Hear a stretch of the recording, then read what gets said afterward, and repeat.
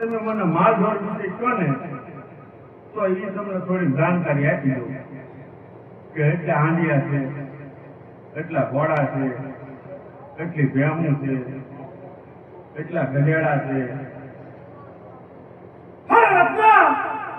પોતાના માલઢોર વિશે નહીં પણ આ કંકોત્રી વિશે પૂછું છું. આ કંકોત્રી તું લાવ્યો છો અને વાંચી હમણાં.